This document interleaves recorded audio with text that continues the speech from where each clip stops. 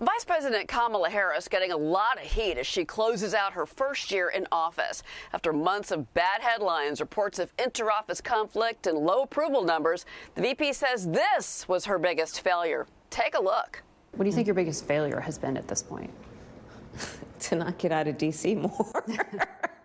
My biggest concern is I don't ever want to be in a bubble when it comes to being aware of and in touch with what people need at any given moment in time.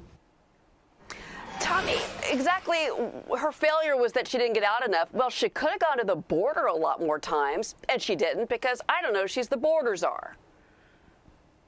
She could still go. I think that's the thing we should all pay attention to. Right now, she's on this little PR tour trying to make herself look better into the coming new year, and that's all great and dandy. And if she wants to list her failures, there are many. But as you mentioned, she is the never been to the actual border czar, Kamala Harris, our vice president, and she could still go to the border. If she wanted to fix these things, like I've said over and over again, she could actually make the effort. Instead of sitting around talking to journalists and talking to the media and trying not to make that awkward laugh, she could actually do some of the jobs she was assigned. She could go down to the border today. She could go down to the border tomorrow. She could go down to the border next week. But she hasn't announced any of that. She wants to make herself look better. She wants to paint a rosy picture for the American people to like her more. We don't care how likable she is. I wouldn't even care if she was unlikable, if she was uncomfortable to watch. Just try to at least do your job. Even if I don't like the job that you're doing, at least put in a little bit of effort. To me, that is the most insulting thing about this vice president. She doesn't try, she knows she's a failure, and she quite frankly doesn't care. She just wants to appear better to us.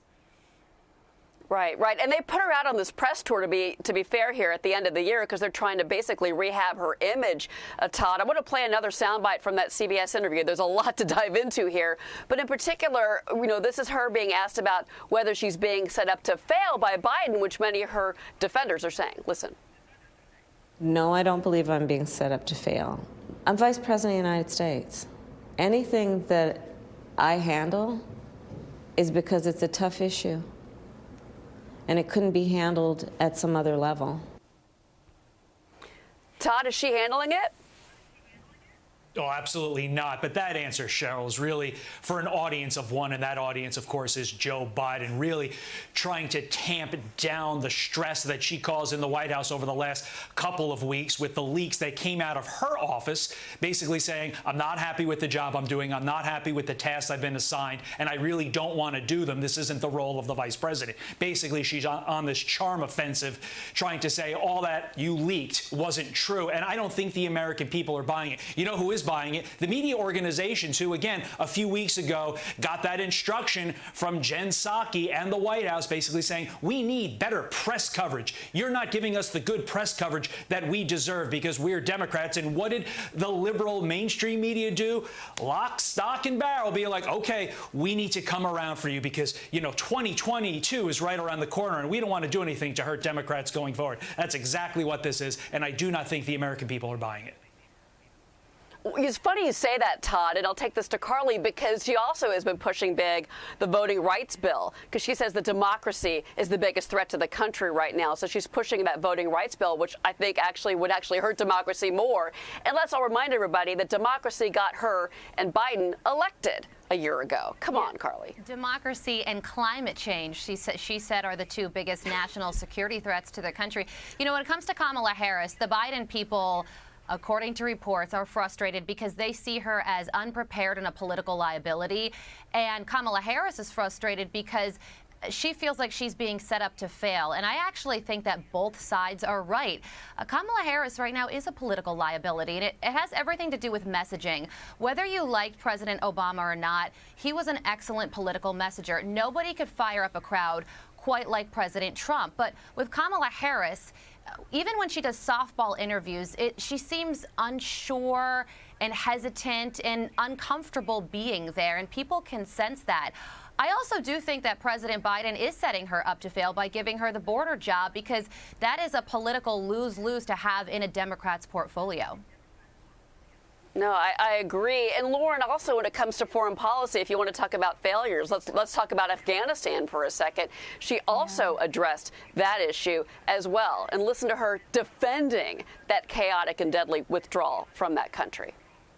Do you feel personal responsibility for the chaos of that withdrawal?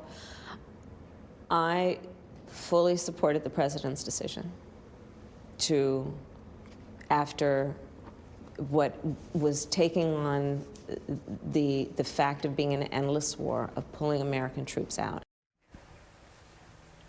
Lauren, 13 American servicemen and women died, and she's defending it. And instead of accepting responsibility, you hear much of the same. You hear the blame game. I blame the previous administration, the Donald Trump administration, because they brokered the deal with the Taliban to get the U.S. out by May. Well, news flash, everything, almost everything the previous administration did was dismantled day one. The new administration, the Biden administration, was in office. So while her remarks were measured, they still were blasted and loaded with that blame game instead of accepting the responsibility. And the fact that we have so many allies, women allies. Kamala Harris spent most of her career, if not all of it, advancing women. And now you have these Afghans stuck there. They're the ones at the American University in Afghanistan. They've cut up their ID cards. They don't want to be found by the Taliban. I have sources who are trying to get them out, and they say the options for women in Afghanistan now are twofold. They can become a bride, or they're dead. Honestly, it's really awful. No. And that goes against everything that Kamala Harris has always fought for.